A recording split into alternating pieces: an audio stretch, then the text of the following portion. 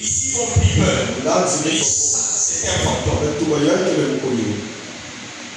Et Jésus, alors que les disciples paniquaient, les apaisaient pour dire ce n'est pas un fantôme, c'est moi le Seigneur.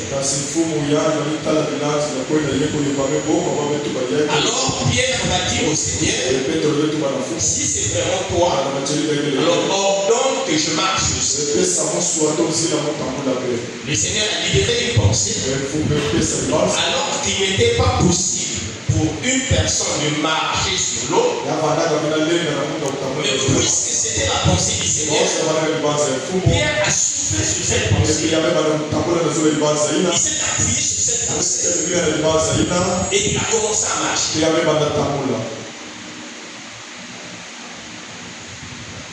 Nous sommes rentrés dans l'année 2026. Et la tendance et même l'erreur de beaucoup d'hommes, beaucoup de personnes, c'est de prendre l'entrée dans une nouvelle année comme étant une fin en soi. C'est-à-dire qu'il ne suffit pas de quitter une année et entrer dans l'autre année. Vous voyez, souvent, quand arrive la période de nuit de prière de fin d'année, il y a même des gens qui n'aiment pas prier. On ne sait pas si c'est la peur de la mort ou de la gratitude pour Dieu. Peut-être que les gens viennent prier. Les gens viennent en masse. Et pour eux, le plus important, c'est arriver à passer sur l'autre année. Et quand l'autre année arrive, c'est comme si tout est fini. C'est comme s'ils ont eu ce qu'ils voulaient. Donc, le passage d'une année à une autre pour eux, c'est une fin en soi. Or, ça ne devrait pas être le cas. Parce que tu peux passer d'une année à une autre, mais tu rentres dans l'autre année, tu as tous tes problèmes l'année passée. Tu as tous les combats l'année passée. Et à ce moment-là, les années changent, mais la condition ne change pas. Les années changent, mais les statuts ne changent pas. Pourquoi? Parce qu'on a pris le passage de l'année supérieure comme étant une fin en soi. C'est pourquoi d'ailleurs le Seigneur nous a mis à cœur de faire quelque chose. Pas cette semaine, quand on commence là, mais l'autre semaine. Donc ça sera à partir du 13. Mardi 13 jusqu'au 31. Nous serons ici en prière tous les jours. Ça va être des moments de prise de possession de l'année. Les moments de prise de main de l'année.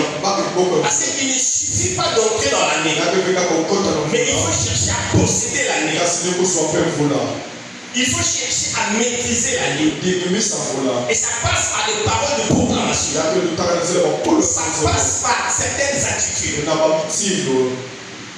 Parce qu'il ne suffit pas, comme on a dit, de passer à l'autre année pour se dire que quelque chose s'est passé. Et vous savez que même quand le Seigneur a donné une parole, mais il y a toujours quelque chose à faire pour chacun de nous afin de posséder, de concrétiser, de matérialiser la parole de Dieu. Sinon, Dieu, pour lui, il a des projets de paix, de projets de bonheur pour nous, pour ses enfants. Ça veut dire qu'aucun de ses enfants ne peut souffrir. Or, n'oubliez jamais, à côté de Dieu, il y a Satan. Parfois, on peut même vouloir accuser Dieu. Pourquoi tu as permis que Satan soit là? Mais le débat là n'aura pas de sens. Parce que Satan est déjà là. Et que Dieu nous a déjà expliqué à quel moment Satan va être supprimé. Et comme le Seigneur l'a déjà dit, ça ne sert donc à rien de nous poser cette question. Satan est là. Et Dieu nous explique le rôle de Satan.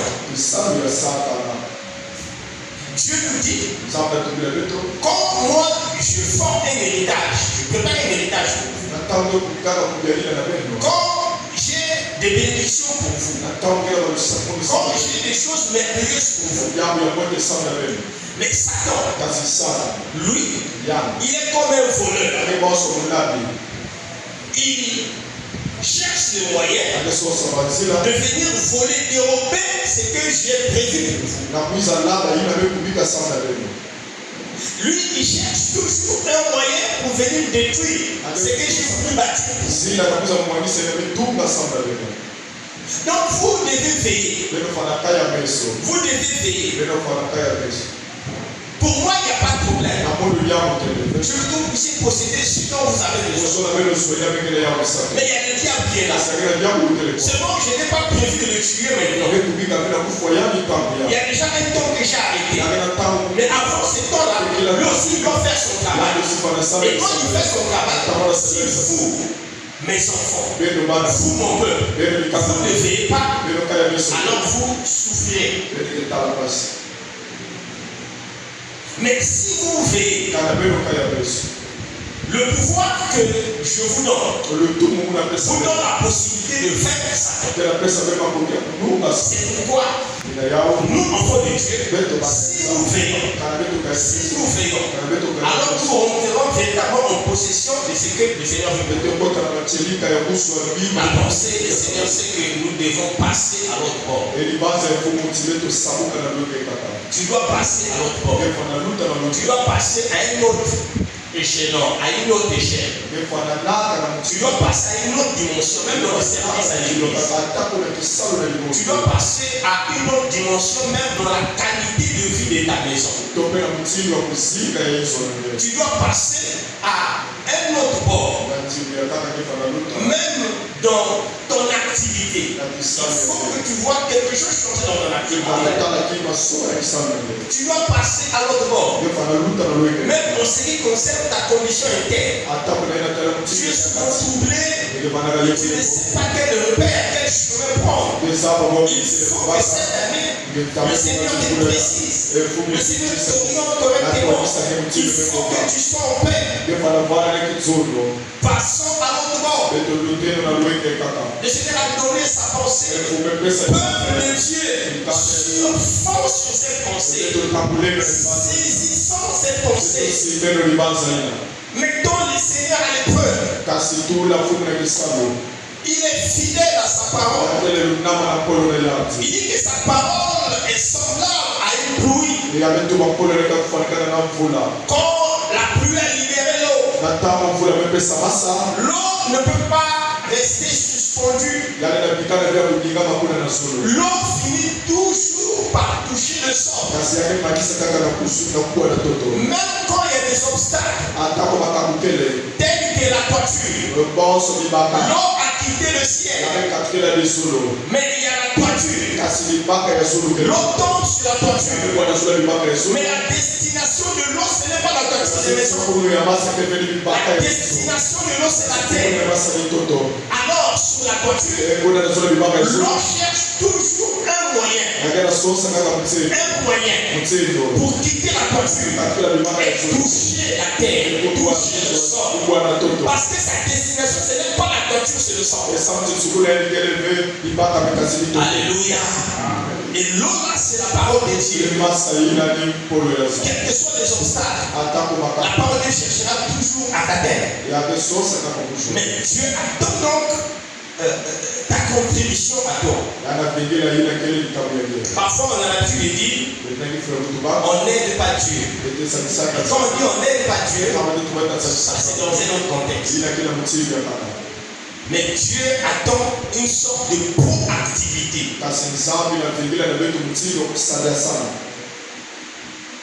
Alléluia. Alors ce matin, nous allons toucher un aspect. Puisque nous parlons de notre grand thème de l'année, passons à l'autre bord.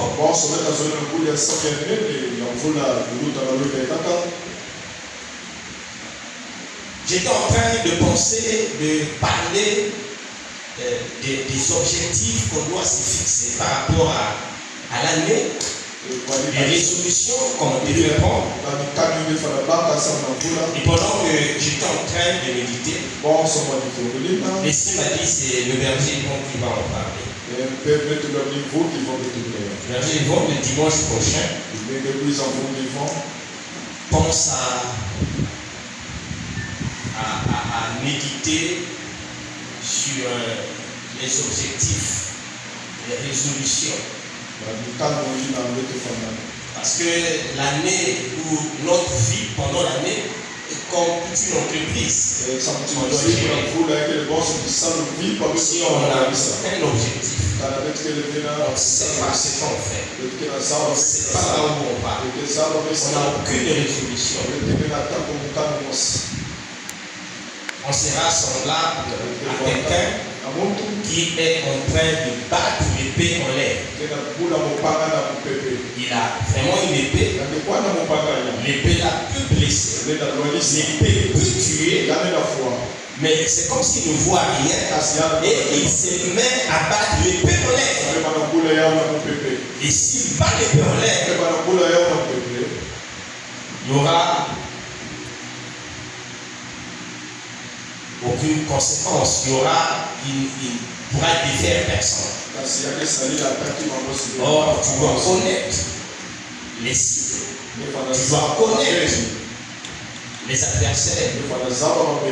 Et tu dois diriger l'épée comme l'adversaire. Ce matin, nous voulons parler de tu es sauvé pour servir. Tu es sauvé pour servir. Quelqu'un peut dire je suis sauvé pour servir. Je suis sauvé pour servir. Nous prenons le livre de Matthieu chapitre 8. Matthieu chapitre 8.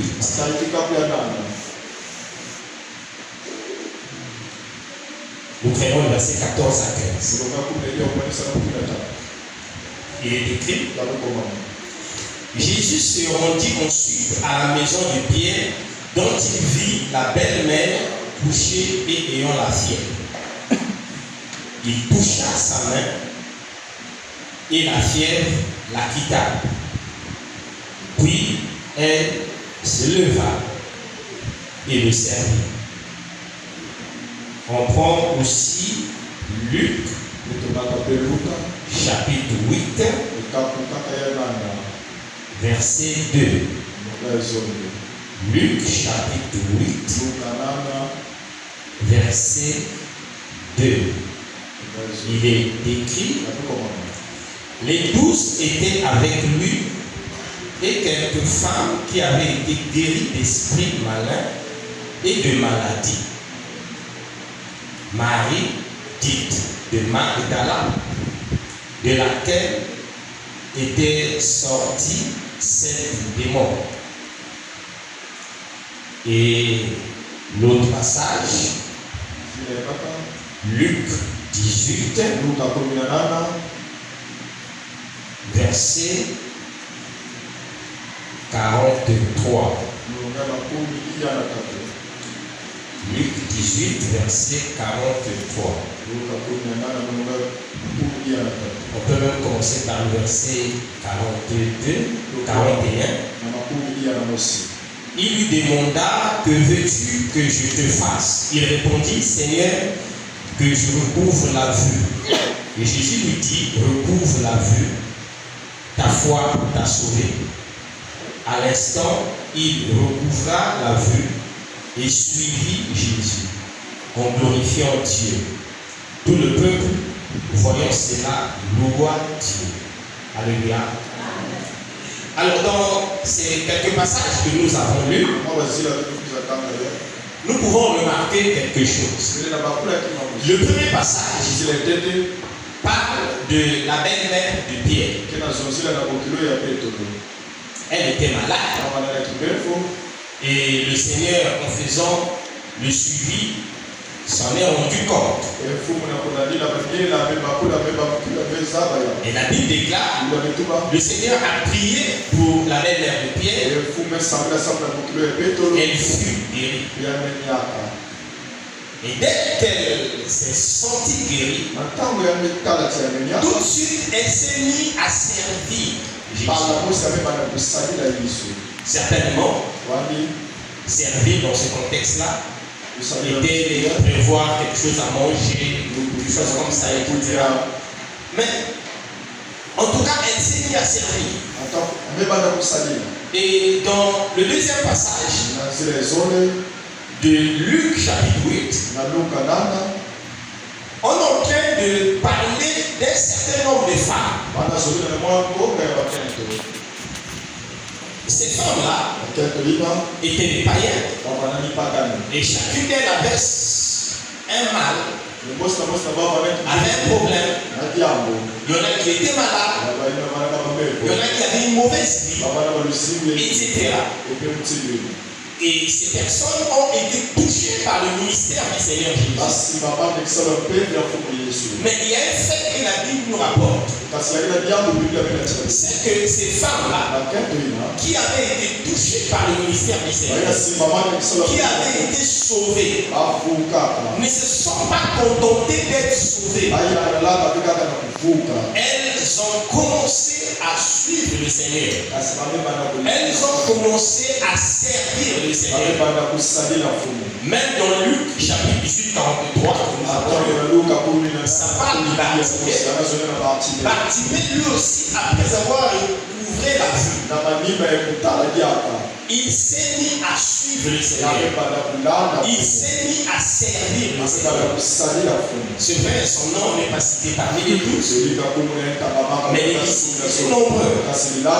Et donc, il était devenu disciple du Seigneur.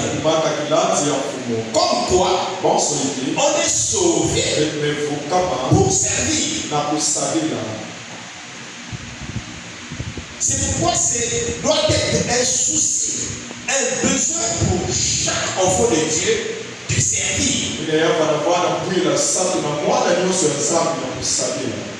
Si quelqu'un vient à l'église, n'a jamais eu la pensée de servir, est-ce simplement de l'ignorance? C'est possible, mais c'est peu probable. Souvent, c'est la preuve que cette personne n'a jamais été sauvée. Parce qu'on peut venir à l'église, mais on n'a jamais fait l'expérience de la nouvelle naissance. On n'a jamais été sauvé. Mais on vient à l'église. N'oubliez jamais ça. C'est pourquoi, tel que nous les hommes, nous considérons les membres de l'assemblée, nous on tient compte des apparences. Dès que quelqu'un vient ici de manière plus ou moins régulière, nous le comptons parmi les membres de l'église. Mais il peut en être autrement là-bas au ciel. Là-bas au ciel, dans le grand livre des membres du corps de Christ, n'y sont inscrits que ceux qui font véritablement l'expérience de la nouvelle naissance. Ceux qui sont réellement sauvés.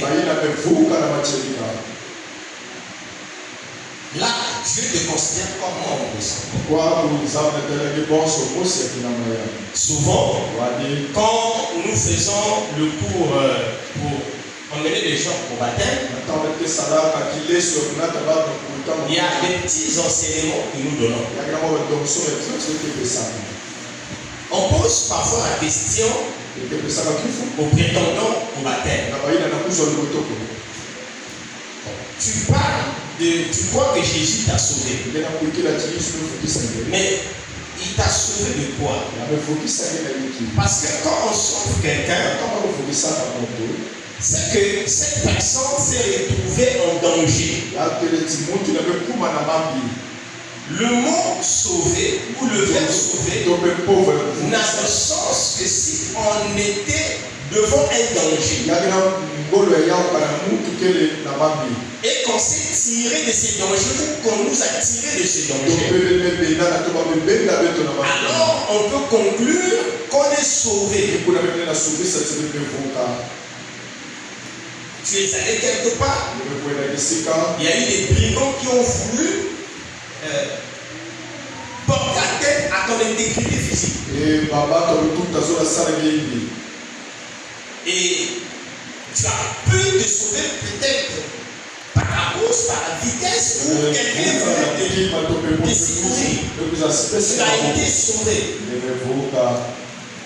Ça, c'est sur de manière ordinaire. Mais en termes spirituels, on est sauvé de quoi? Premièrement, d'un danger qui guette tous les hommes. Le danger là, c'est la seconde mort. La mort éternelle. L'enfer. Parce que tant que tu ne connais pas le Seigneur,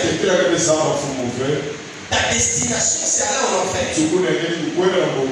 Et ça c'est quelque chose qui est certain. Et le diable voudra toujours combattre cela. Et il le fait. En parlant des théories comme la réincarnation. Non, même si tu fais le mal ici-bas, mais il n'y a pas d'enfer. Tu vas renaître dans un autre pays pour qu'on te rende aussi le même mal. Ou tu peux devenir un chien ou un animal ou un c'est pas un arbre pour payer. Mais jamais il n'y a d'enfer. Même dans ce cas, à quoi ça servirait d'accepter de continuer à faire le mal que de devenir un chien ou un animal? Et il y en a qui vous disent, il y a le nihilisme, c'est-à-dire quand tu meurs, c'est fini. Donc tu peux pour toi faire tout ce que tu fais. Quand tu vas mourir, ta mort c'est la fin de tout. Le diable fait cela pour qu'un jour, quand toutes ces personnes qui sont mortes vont se rendre compte qu'ils vont être ressuscités pour le jugement du trône blanc, le dernier jugement. Mais ces personnes vont dire, mais on nous a trompés. Mais ça sera déjà trop tard. Ça sera déjà trop tard. Donc, nous sommes sauvés du danger de la mort éternelle. Mais il y a aussi un autre danger. En dehors de la mort éternelle, vous savez que par le péché d'Adam et Ève, l'homme a perdu le pouvoir sur les autres esprits. C'est pourquoi un démon peut nuire à un homme. Un sorcier peut nuire à un homme. Un féticheur peut nuire à un homme. Des influences de la famille, les liens, les alliances familiales peuvent influer sur la vie d'un homme. Il y a beaucoup de personnes qui souffrent. Pas parce qu'ils l'ont voulu, mais parce que quelque part quelqu'un est allé féticher contre eux. Parce que quelque part il y a un oncle, il y a une tante, il y a un père qui a mis sa vie comme dans un nœud. Il y a beaucoup de choses comme ça. Mais c'est un vrai danger. Que tu ne pousses pas rentrer dans ta destinée parce qu'il y a des forces exogènes, des forces extérieures à toi qui sont en train de combattre ta vie.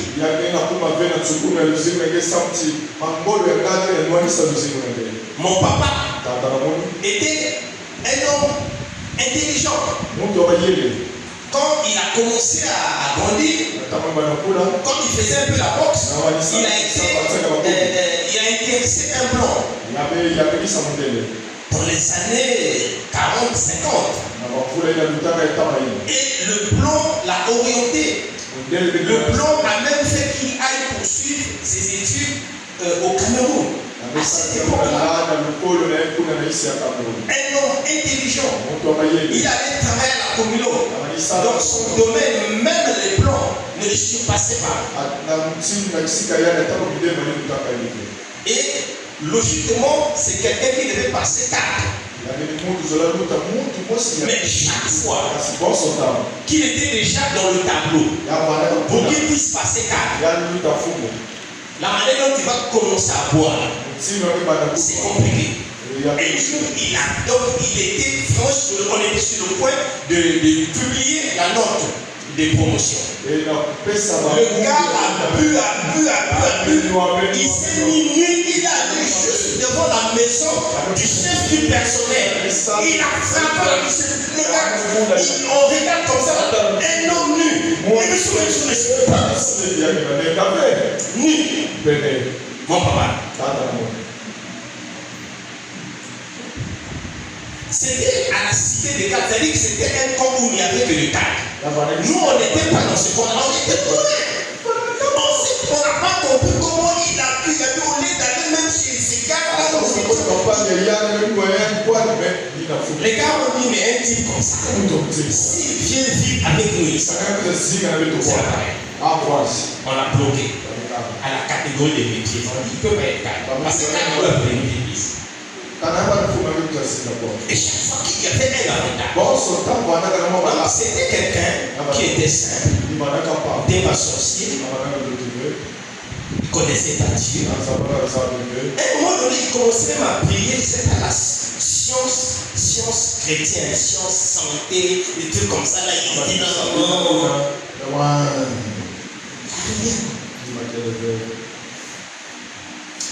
C'est une parenthèse pour montrer qu'il y a des destinées, il y a des vies qui sont bloquées, des vies qui connaissent beaucoup de problèmes, des vies qui se trouvent devant des grands dangers.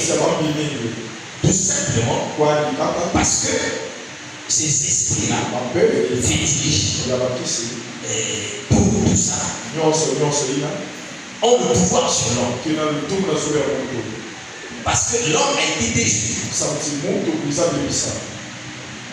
Mais quand quelqu'un vient à Christ, quand quelqu'un a véritablement donné sa vie à Christ, le Seigneur te repositionne. Le Seigneur te remet dans les droits qu'avait Adam avant qu'il ne pêche.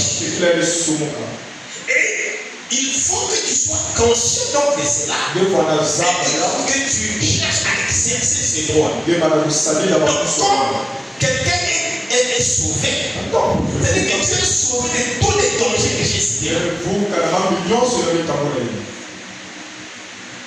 C'est pourquoi quelqu'un qui est sauvé doit chercher à servir. Vous voyez, Marie de Magdala, c'était une femme qui menait la vie. Une vraie prostituée. Elle cassait les foyers. Elle bousculait les hommes. Quand le Seigneur l'a délivré, le Seigneur a vu même sortir 7 démons. Et c'était 7 1, 2, 3, 4, 5, 6, 7. Ou c'était juste un chiffre pour montrer que c'était terrible la vie de cette femme. Mais elle, comme elle a été délivrée, elle a été parmi les femmes qui se sont attachées au Seigneur. Elle était toujours avec le Seigneur. Et le jour de la résurrection, elle était parmi les femmes qui sont allées à la tombe. Elle avait réalisé qu'on est sauvé pour servir. Tu comprends donc l'importance de servir Dieu. Quand nous décidons de servir Dieu, premièrement, c'est une expression de gratitude, de reconnaissance. Non, de reconnaissance. Non, pas ça. Ma tonne. Pas la connaissance, mais la reconnaissance. Donc, quand nous décidons de servir Dieu, c'est une façon pour nous de dire Seigneur, tu m'as sauvé. Alors, en guise de remerciement, je te sers. C'est comme la belle-mère de Pierre. Malade, oublie là un autre. C'est ce qu'on appelle le médicament. Ça ne marche pas. Dès que le Seigneur a dit, elle se lève. Qu'est-ce que je peux faire pour ce Seigneur? Qu'est-ce que je peux faire? Elle commence à faire des choses pour le Seigneur. Elle sert parce qu'elle a été sauvée. Et ce service-là est pour elle un acte de gratitude. C'est pourquoi j'ai dit tout à l'heure que si tu es sauvé ou si tu viens à l'église, mais ça n'a jamais intéressé de servir, il y a un problème. Est-ce que tu es réellement sauvé? Ou c'est simplement l'ignorance? Si c'est l'ignorance, alors arrête avec l'ignorance. Ne sois pas ingrat. Parce que le Seigneur, ce qu'il a fait pour toi, c'est quelque chose de grand. Qu'il t'évite l'enfer, qui te donne aujourd'hui la capacité de surmonter les obstacles, l'adversité. Sois reconnaissant. Et une des marques de reconnaissance, c'est le service. Pourquoi nous devons servir Dieu? Servir Dieu est aussi l'attitude d'un enfant obéissant et responsable. Nous sommes devenus enfants de Dieu. Et l'église est la maison de notre Père. Dans Luc chapitre 2, verset 49, Marie et Joseph, avec leur enfant Jésus, se sont retrouvés à Jérusalem. Et après, quand ils ont quitté Jérusalem, ils avaient oublié Jésus. Quand ils sont retournés, ils ont vu Jésus en train de discuter avec les pharisiens. Alors que Jésus n'avait que 12 ans. Il a commencé à faire des débats, des partages avec les docteurs de la loi. C'est quoi? Mais comment tu peux nous laisser? Est-ce que j'agis mal si je m'occupe des affaires de mon père? Les affaires de mon père. L'église, c'est les affaires de ton père. Si tu es enfant de Dieu, l'église, c'est l'affaire de ton père. Si tu es sauvé, tu es enfant de Dieu. Et si tu es enfant de Dieu, l'église, c'est l'affaire de ton père. Or, on connaît un enfant responsable et obéissant quand l'enfant est travailleur dans la maison de son père.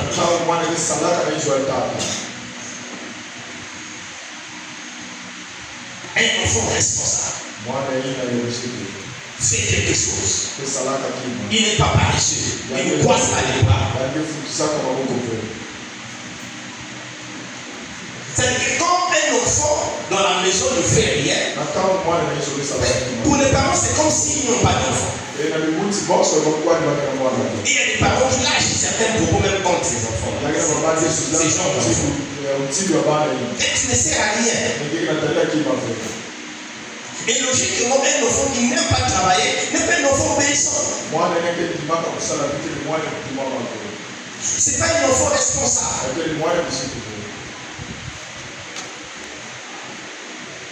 Et les parents doivent toujours pousser leurs enfants à travailler. Même si vous avez une ménagère, même si toi-même, maman, tu as la force de travailler, tu as des enfants à tes côtés, apprends-leur à travailler. Tu as du temps, alors fais-leur travailler. Fais travailler les enfants sur un côté pour corriger. Un enfant doit s'occuper des affaires de son père, des affaires de sa mère. Et l'église, c'est les affaires de notre Père. Bon, tu es enfant de Dieu.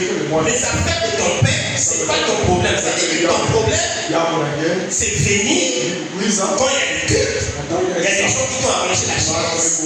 Tu viens, il y a des gens qui sont là pour chanter pour toi. Tu écoutes, tu danses, il y a des gens qui sont là pour prêcher pour toi. Tu écoutes, après, à la fin, c'est à peine que tu peux même dire bonjour. Il n'y a pas de problème. Il n'y a personne à qui tu dois l'entendre. C'est pas ton problème. Tu trouves ça normal?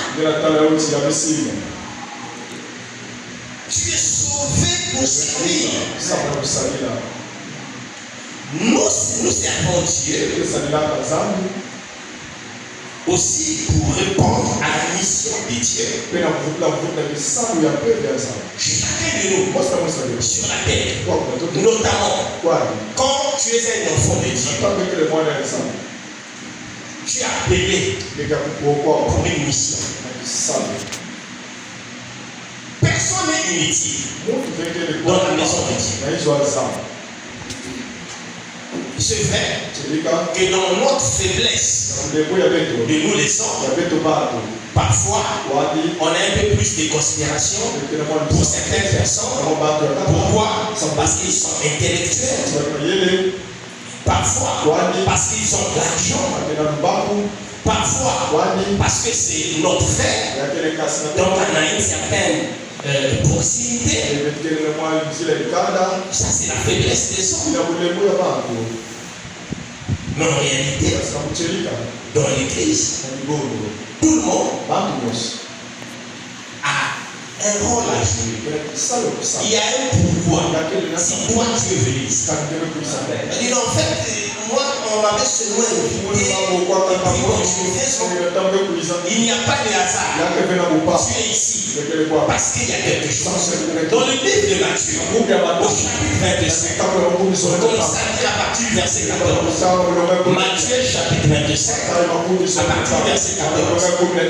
Le Seigneur parle en parabole et il dit il y a un maître qui devait aller à un voyage pour longtemps.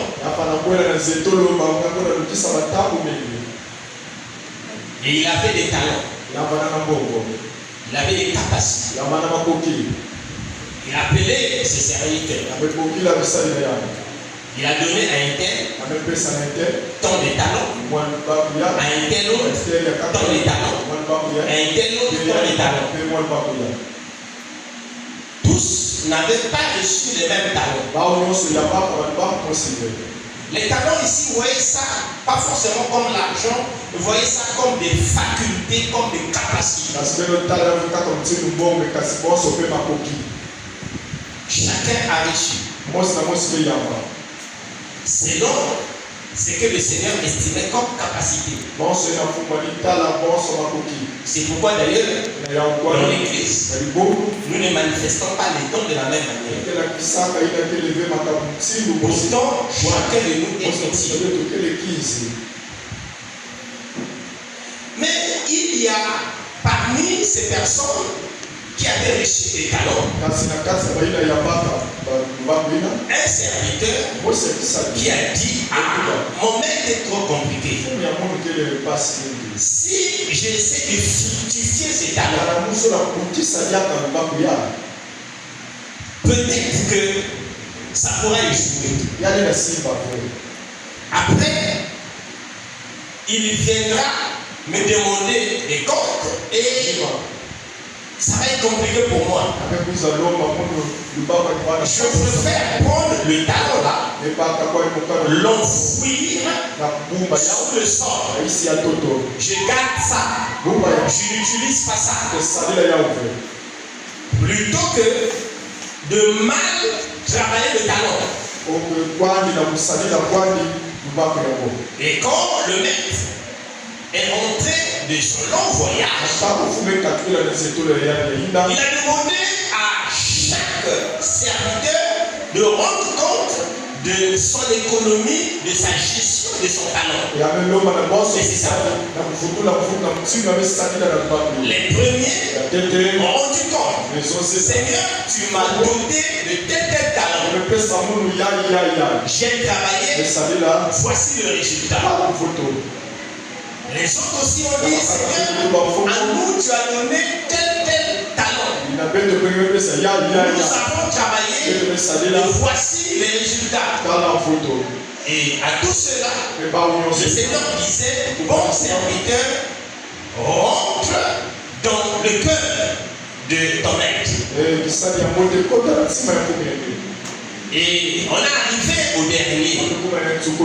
Il dit, maître, moi je sais que tu es quelqu'un qui est compliqué. Et j'ai eu peur de mal utiliser ton talent. Je l'ai tout simplement gardé. Et le maître s'était bien. Et non, tu n'aurais pas dû garder. Mon talent était afflictif. Et on le lui a retiré. Et on a donné à ceux qui en avaient besoin. Il y a beaucoup de choses à enseigner sur la parabole des talents. Mais ce que je voudrais te dire, c'est que tel que tu es là, tu as un talent. Tu as au moins un talent. Tu as une capacité. Tu as un don. Il y a quelque chose que tu as. Mais le Seigneur te l'a donné. Une fois que tu es dans l'assemblée des premiers pour que tu mettes cela au service de l'Église.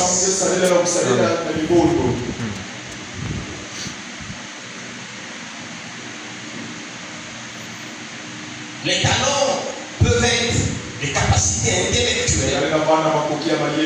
Tu es intelligent, même dans ton domaine. Mais tu comprends que l'Église aussi est comme une association, comme une entreprise. Et c'est que tu as appris à l'école, que tu utilises peut-être pour une entreprise, parce que cette entreprise te paye. Le Seigneur voudrait peut-être aussi. Et c'était ça son but principal. Pour que tu aies ces capacités, que tu le mettes au service de l'Église.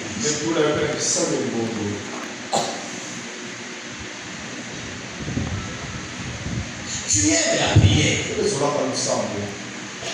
Tu pries beaucoup. Tu pries beaucoup chez toi. Tu pries beaucoup pour tes problèmes. C'est un talent. Mais parfois, ce n'est pas pour toi-même que le Seigneur t'a donné cette capacité. Le Seigneur t'a donné la capacité de beaucoup prier. Parce qu'une fois que tu cherches dans l'église, il faudrait que tu fasses partie d'un département qu'on appelle l'intercession. Parce qu'il y a des gens, ils prient pour eux-mêmes, ils n'ont pas les résultats. Mais s'ils se mettent à prier pour les autres, même les problèmes pour lesquels, leurs propres problèmes, ils n'ont pas prié, les solutions commencent à venir. C'est que il y a un talent. C'est l'intercession. Chacun de nous a un talent. À la maison, il y a des gens, surtout les femmes. Il y a un frère comme ça qui me racontait des anecdotes comme ça dans sa maison. Ma femme à la maison est compris. C'est-à-dire que tu as balayé la maison. Et toi-même tu marches. Tu trouves que c'est bon. Mais elle, quand elle rentre dans la maison, pourquoi est-ce que tu dis ça? Pourquoi tu dis ça? C'est que la maison soit bonne. Ça c'est un talent. Mais quelqu'un comme ça, tu peux mettre ses talents au service de l'église. Tu es dans le département de l'organisation. Et quand tu es à l'église, tu prêtes attention de la même manière que tu prêtes attention à ta maison. Tu sais que l'église c'est la maison de ton père. Tu mets ça aussi. Parce que parfois ça manque. Ça manque. De fois quand on vient à l'église, chacun d'entre fait qu'il peut. Mais de fois, on se dit, mais est-ce que ceux qui s'occupent de l'église, il faut attention à ceci, il faut attention à cela. Leur talent est limité, certainement. Pour eux, ils sont emballés. Pour toi, tu as quelque chose. On a besoin de toi pour compléter les talents des autres. Et que le travail soit parfait. Il y a des gens qui peuvent chanter, mais ils se cachent. Ils se cachent. Ils se cachent. Mais tu gardes ces talents-là pourquoi? Pour qui? On est sauvé pour servir. On est sauvé pour servir. Chacun a toujours quelque chose qu'il peut faire dans la maison.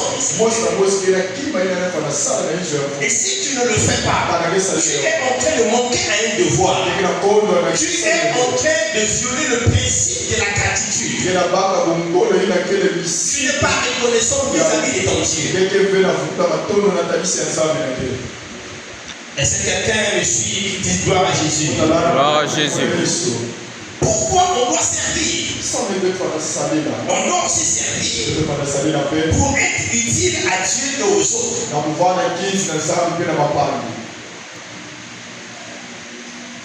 Être utile à Dieu, c'est déjà tout ce qu'on a dit, mais aussi aux autres.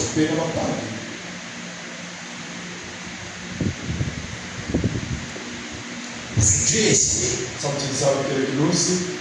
Mais il y a aussi les autres qui sont là. C'est pourquoi, quand tu sers Dieu, si Dieu passe par l'intercession, tu vas porter le fardeau des autres. Tu es dans le département de l'action sociale ou dans le département des parents. Vous pensez de quelle manière vous pouvez soutenir les autres, de la manière de soutenir le foyer. Vous pouvez voir comment aller secourir ceux qui sont en difficulté. Vous voyez que quand vous servez, vous vous rendez utile aux autres.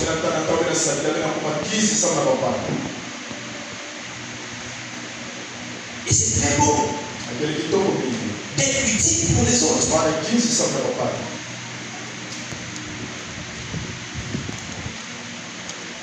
Comment servir Dieu? Comment servir Dieu?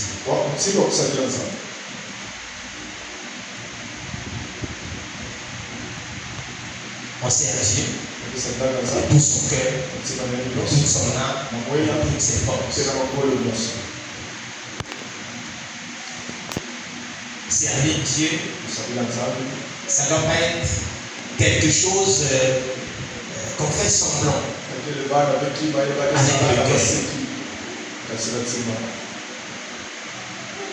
Je prends un exemple. Ce n'est peut-être pas le cas chez nous aussi. C'est un exemple que j'imagine.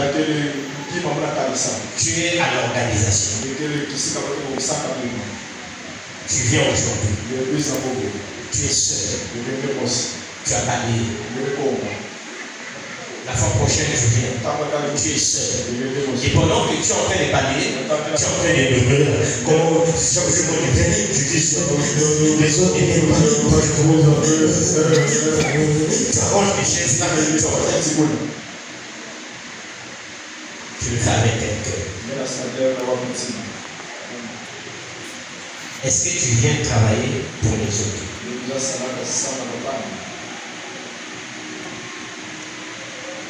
Le fort doit soutenir le faible. Quand tu vois que les autres ne viennent pas, ils sont faibles. Ils sont faibles. Souvent, quand on parle des occupations, vous voyez les frères qui ne viennent pas à l'église, moi je suis occupé. Non, ils sont faibles. Et qu'il y a des choses qui se passent dans leur vie, soit le péché, soit un découragement quelconque. Donc nous, en tant que pasteurs, nous le savons. Pasteur, moi je suis très occupé. Comme quelqu'un aime le Seigneur, même quand tu n'as pas assez de temps, tu trouves le temps pour le Seigneur. un dimanche, voici quelqu'un qui est pour lui à la maison. Ah, j'étais un peu fatigué. Tu es faible. Les trucs dont j'ai une faiblesse spirituelle. Mais attention, quand tu es dans un état de faiblesse, le diable lui rôde comme un lion rugissant. Il y a des gens qui veulent dévorer. Le diable permet une circonstance pendant que tu es faible et tu abandonnes la vie de prière. C'est pourquoi l'état de faiblesse n'est pas quelque chose de facile. C'est ce qui fait que quand tu es faible, il faut prendre le courage de demander de l'aide aux faibles. Tu dois avoir quand même des frères avec qui tu peux te confier. Il a fait beaucoup pour moi, même quand tu fais, viens, prions ensemble. Prions ensemble. En ce qui concerne le département de l'organisation, je crois qu'il y a une orientation, vous allez avoir un responsable qui va vous porter.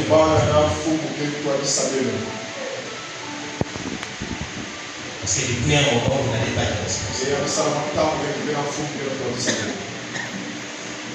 Nous devons prier.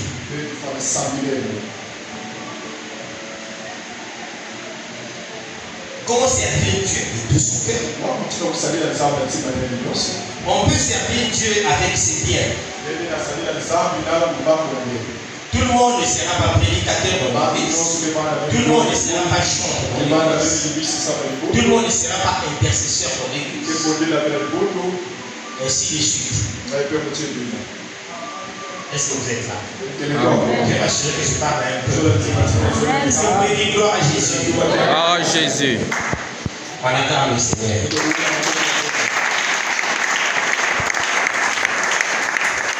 Nous rappelons ces choses parce que nous sommes dans notre thème annuel Passons à l'autre bord. Nous ne devons plus faire comme on a fait en 2025 et année précédente. On doit se réveiller. On doit souffler sur cette pensée. Et donc, je disais, on peut servir Dieu avec ses biens.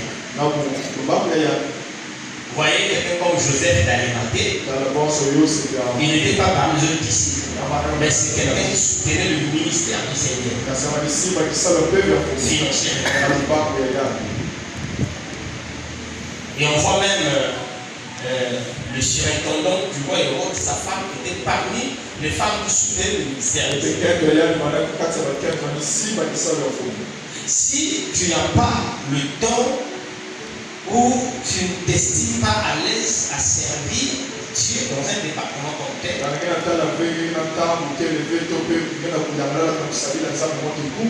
y a des gens comme ça. La Bible dit Dieu leur a donné les dons de libéralité. Donc c'est des gens qui sont sensibles. Chaque fois qu'il y a un besoin, un vrai besoin dans l'église, ils sont prêts à mettre la main dans la pâte et à agir. Et ils servent le Seigneur. Et on peut aussi servir le Seigneur avec les facultés que nous avons. C'est pourquoi les gens rentrent dans les départements. Et pour terminer, nous voulons toucher un petit peu les récompenses du serviteur ou de la servante. Parce que quand on sert le Seigneur, même si c'est un acte de gratitude, même si ce n'est pas un devoir, mais le Seigneur aime toujours avoir de l'avance. Regardez, si tu as rendu à quelqu'un, tu as rendu un service à quelqu'un. La personne étant reconnaissante, cherche aussi un moyen de te rendre aussi service.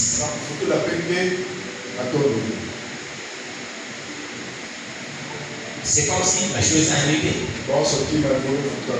L'équation s'équilibre. Je ne sais pas si vous me suivez. Tu as un problème. Tu as besoin de 10 000 francs. Et il y a une soeur qui est venue t'adonner 10 000 francs. Lui, c'est merci. Comment c'est merci? Des mois après, des années après, cette même soeur qui t'avait rendu service s'est retrouvée en difficulté. Toi, ce jour-là, tu avais quelque chose. Toi aussi, tu dis, ah non, non. Toi, tu avais rendu service. Je n'ai jamais oublié. Quand tu es en difficulté, toi aussi, prends. Toi aussi, tu l'as rendu service. Le poisson, c'est qui? C'est aussi personne ne doit à l'autre. Or, si servir Dieu est un acte de gratitude, c'est une façon pour nous d'être reconnaissants. Donc, Dieu nous a sauvés, donc il nous a donné, et nous le servons, ça veut dire nous donnons aussi à Dieu, ça s'équilibre. Or, Dieu doit toujours être créancier, Dieu doit toujours être au-dessus. C'est pourquoi Dieu ne peut pas se contenter de voir que parce qu'il t'a sauvé, tu le sais, et puis ça s'arrête là. Il doit faire plus. C'est pourquoi, dès lors que tu as de la gratitude, tu as de la reconnaissance pour servir Dieu, Dieu va considérer que le service là n'est pas seulement un acte de gratitude, mais c'est une sémence.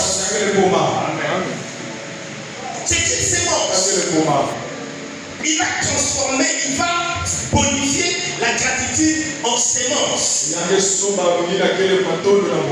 C'est-à-dire, Dieu considère que quand tu sèmes dans sa maison, tu es en train de s'aimer. Or, c'est lui qui sème, doit moissonner. C'est pourquoi l'Écriture déclare l'ouvrier mérite son salaire. Voyez comment Dieu fait. Parce que si ça arrête là seulement, non, Mathieu, il m'a sauvé, moi je le sais. Je fais Mathieu avec Dieu. Tu peux te soigner. Il a su. C'est pourquoi Dieu est très sensible à ses serviteurs.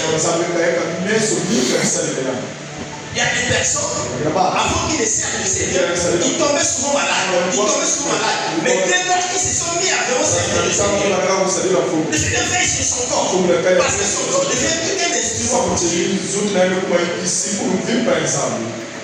Il y a quelques semaines, quelques mois, le frère Gloire servait et il y a eu une attaque. Quand il est rentré chez lui, il devait faire 23 heures. Les parents m'ont appelé, on a dit, Gloire ici, on comprend. Laissez partir. C'est pas possible. Je me suis réveillé. Je suis allé chez lui. Je le vois dans la mosquée. Je commence à rappeler au Seigneur. Il te sert, Seigneur. Il a pris ses coups dans le service. Jamais Dieu, tu ne peux être vaincu. Jamais lui ne pourra tomber parce qu'il te sert. J'ai commencé à dégager des paroles. Comment on sert le Seigneur. Et il y a un gain. Je suis parti, j'ai dit aux parents, il n'y a pas de problème, qui dort, n'allez pas à l'hôpital. Il va se mettre. C'est un serviteur. Vous me servirez et je vous bénirai. Vous me servirez et vous serez en sécurité.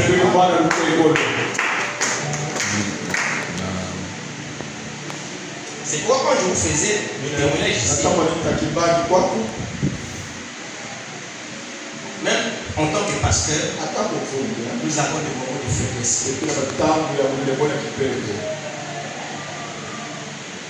Et le combat se passe en esprit et physiquement. Et en esprit, un de mes combats s'est passé la nuit, comme dans un rêve. Et j'étais vaincu. Quand je me suis réveillé, souvent quand tu as été vaincu spirituellement, tu vas l'être aussi physiquement. Mais quand je me suis réveillé, dans le physique, j'ai dit c'est vrai. La nuit, je me rappelle, j'étais vaincu.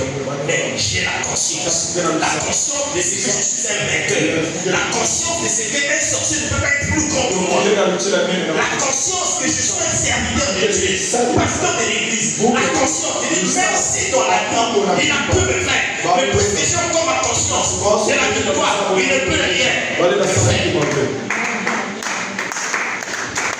Et si ce jour-là, parce que beaucoup peuvent dire, mais ça a été très imprudent pour moi, alors que vous tournez autour de moi, de prendre le volant, c'était un acte de foi. Si j'avais simplement eu peur,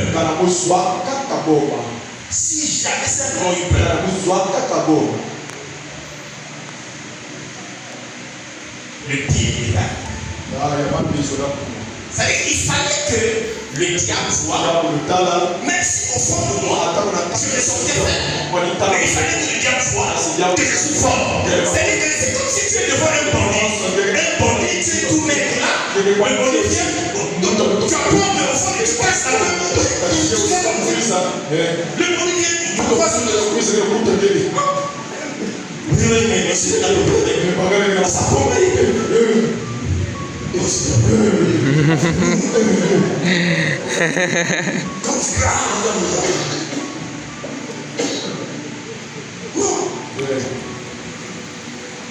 Servir le Seigneur, c'est une excellente chose.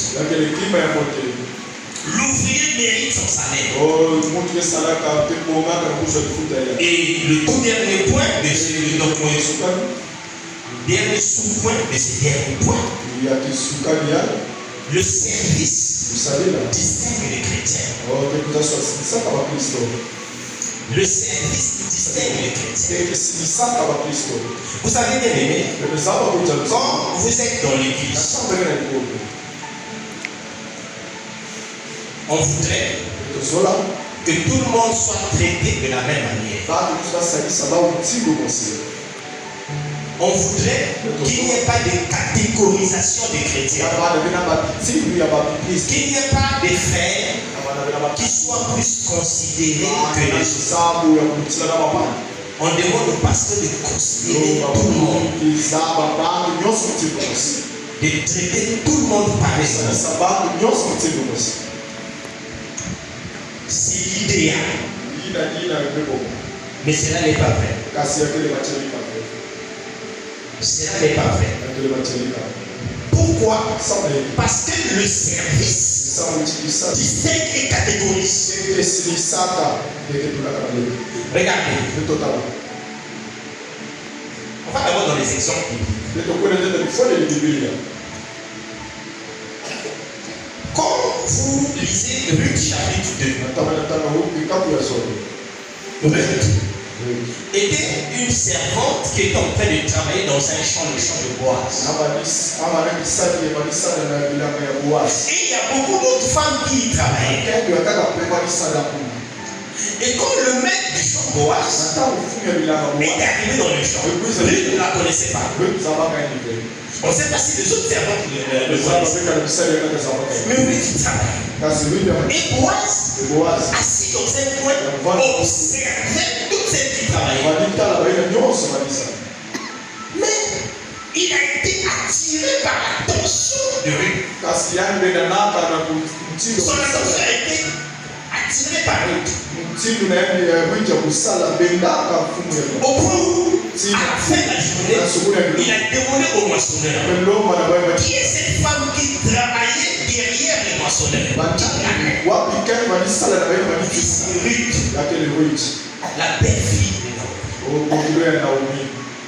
Et rien qu'à partir de là, rien que pour ça, la vie de Ruth était seulement parce qu'elle se distinguait. Elle travaillait.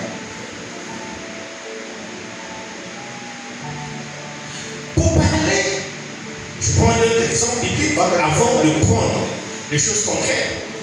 1 Timothée 5, verset 17. L'apôtre Paul parle à Timothée qui est pasteur. Il fait Timothée, tu es pasteur de l'église. C'est vrai que dans l'église, il faut traiter les gens pareillement, mais tu lui dis que les anciens qui dirigent bien soient jugés dignes d'un double honneur, surtout ceux qui travaillent à la prédication et à l'enseignement. Dans l'église, il peut y avoir beaucoup d'anciens, mais les anciens qui travaillent bien, ceux qui se distinguent, il faut qu'ils aient un double honneur. Tu ne peux pas les récompenser comme les autres. Tu ne peux pas les traiter comme les autres. Tu traites les autres bien, mais eux, ils ont un plus. C'est biblique. Toi, tu viens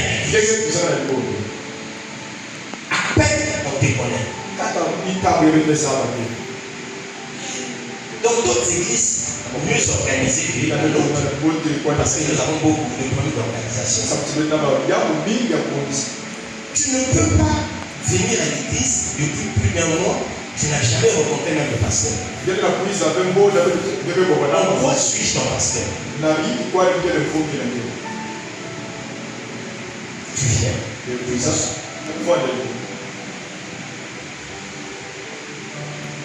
Mais le pasteur, il porte des problèmes devant Dieu. Tu viens, tu es parti. Là, ce n'est même pas le service. Ici, donc j'ajoute au fait de servir. Tu penses que si un problème te survient, tu vas être traité également de la même manière qu'une sœur qui chante ou qui est au protocole.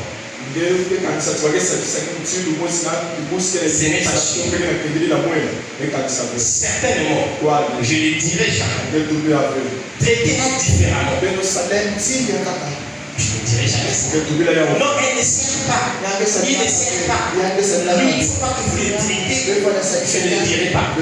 Mais c'est une conséquence spirituelle. Tu ne sais pas. Donc tu n'es pas utile aux autres. Il y a quelques personnes qui pourront être derrière toi. Les pasteurs en premier. Parce que les pasteurs sont là pour supporter. Quelques autres viennent de nous encore. Mais c'est pas tout le monde. Mais tu verras qu'une autre bien-aimée, un autre bien-aimé de l'église qui a le même problème, tu vois une mobilisation. Et tu commences à faire des comparaisons. C'est juste un tel ami ici. Oui, parce que toi, le service distingue, le service catégorise. C'est ça, c'est pourquoi parfois on accuse des injustices à l'église. Mais ce n'est pas des injustices, c'est pour quand même planifier par les pasteurs. Vous devez servir. Tu dois servir. Tu as quelque chose à faire. Tu as quelque chose à donner. Alléluia. On va prier le Seigneur.